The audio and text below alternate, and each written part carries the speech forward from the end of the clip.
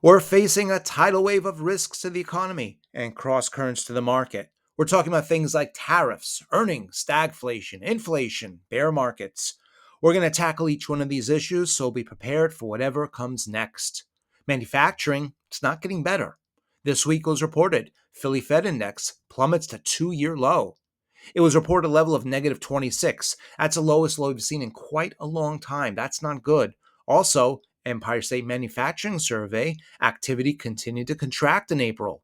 It was reported this month at a level of negative 8. That's a second consecutive month in negative territory, certainly spending a lot of time below zero these days. There is some good news, though. Industrial production looks good, measures the output of factories, mines, and utilities. That's at 103.9. That's the second highest high we've seen in a while. Also, capacity utilization. That's the percentage of the total production capacity that's actually being used. That was reported a level of 77.8. Not a great number, but it is improving over time, and that's good news. Here's Empire State Manufacturing Index by component. Now, interesting to note, and we've spoken about this before, the yellow bar, prices paid. That's what they pay for the raw materials to manufacture the goods. Prices received. That's what they receive from the customer. There's a divergence. They're paying more than they're receiving, relatively speaking, and that's not a good thing. That's as a result of the inflation they're facing. Also, notice most of the components in the Empire manufacturing are below zero. Average work week, shipments, number of employees. Inventories are higher, but that might not be a good thing. If inventories are, stacking up, then they might not be able to sell them, probably because of the inflation. In blue, that's prices paid. In red, prices received. Notice the divergence.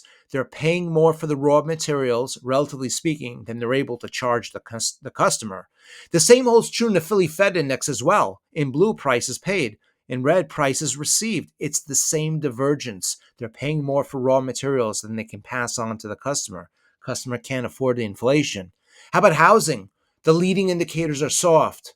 The home building season is starting off badly. That's what new data says. Here we have housing starts.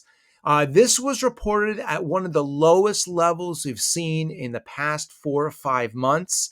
The housing start indicates when a new project actually begins construction. We also have building permits. That's picking up. That is the request to start a new project. Now, the building permits is step number one. Step number two is the housing start. But notice what's happening if you connect the two together. In blue, building permits. In yellow, housing starts. There's a big drop in the housing starts. Again, that's in yellow. Now, in January and February, those numbers look better. But there was a thought, we had spoken about this in the past, that there was a big rush to start these housing projects that they had to postpone because of the cold winter. Now that that rush is behind us, the housing starts actually look very soft, and that's not a good thing. We'd like to see the housing starts come back up to former highs. How about retail sales? This was also reported. They look good, but that could be the result of bracing for tariffs.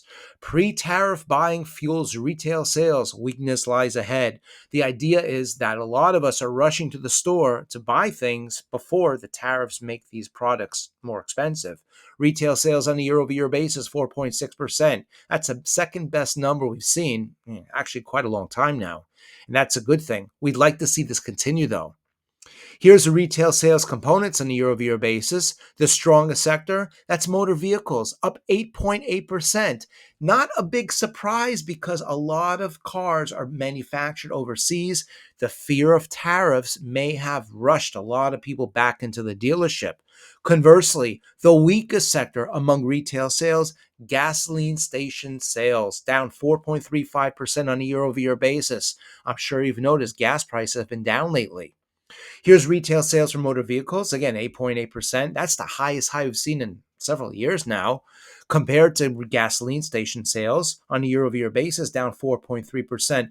We wouldn't expect to see the divergence. We'd expect to see if there's a demand for cars, well, there's a demand for gasoline, but that's not the case. In red, motor vehicle sales. In blue, gasoline station sales. There's a fear that gas and oil prices are down because of lack of demand, because the consumer can't afford it.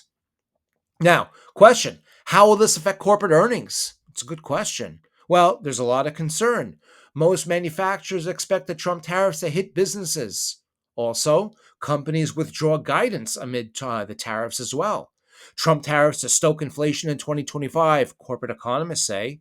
Also, S&P earnings could be dented by Trump's tariff plans in 25. That's by Barclays. Now, the corporate earnings season that's kicking off now will not be affected by the fear or the implementation of the tariffs. We're talking about the next quarterly earnings. So if you see good quarterly earnings, it's because they haven't been affected yet. Well, what about the Federal Reserve? Where do they stand in all this? Fed's Powell says inflation likely to go up as the cost of U.S. tariffs makes it way to the consumers. This past week, the Federal Reserve Chairman Jerome Powell met and he spoke. First quarter GDP suggests slower growth. He said in particular, the data in hand so far suggests that the growth has slowed in the first quarter from last year's solid pace. How about the trade impacts on the GDP? He said strong imports during the first quarter, reflecting attempts by businesses to get ahead of potential tariffs, are expected to weigh on GDP growth. They're concerned about trade and the tariffs. Now, here's something interesting. In terms of modest consumer spending, he said, despite strong motor vehicle sales, overall consumer spending appears to have grown modestly. Wait, didn't we just talk about the motor vehicle sales? Remember retail sales? The rush of the consumer back to the dealership to avoid the tariffs? Here's motor vehicle sales year over year basis. This is a retail sales we just talked about. Remember again, up 8.8%. Well, that could again be the result of fear of tariffs. Now, he said in particular, wage growth has continued to moderate. That's what we earn, wage growth, while still outpacing inflation. Let's ask all of you, do you believe this is accurate? Do you feel that your wage growth, your salary is keeping pace, or he said outpacing inflation? Are we making more than inflation? Let us know in the comments if you feel that your wages are outpacing inflation. I don't think so.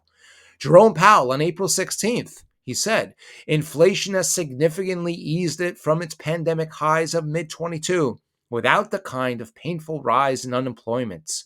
So he's saying inflation's coming down, but unemployment did not go up. There's a reason why we're bringing this up. In terms of the tariffs, he said the level of the tariff increases announced so far is significantly larger than anticipated, higher inflation and slower growth. So remember, there's two key components that we measure the economy by: jobs and inflation. Why do we mention this? The Phillips curve recession tracker. On the x-axis, that's the unemployment rate. The y-axis, that's CPI, Consumer Price Index, on a year-over-year basis. Well, where we are now, March of 25, that's our last data, we have what, 2.4% year-over-year CPI, around 4.1, 4.2% unemployment. Relatively speaking, that's not a bad position to be in. Remember, for those of you who joined us the other day, we talked about the Phillips curve. We're in the growth category. Low inflation, relatively speaking, low unemployment, relatively speaking. That's a growth stage. That's good. If prices go up without unemployment rising, if the CPI rises, we could see a stock market bubble, an inflationary bubble. On the other hand, if we see unemployment go up and inflation start to really go to the downside, deflation, prices fall, that's a recession. If we see a situation with rising unemployment and rising inflation, that's stagflation. We covered all this in a great bit of detail in our Substack newsletter, also in our talk over here. We'll post a link for our Substack newsletter as well as a video where we actually spoke about the Phillips curve recession tracker in great detail. And I think you'll find what we talked about here to be quite interesting. We hope this has been helpful. We look forward to seeing you back soon.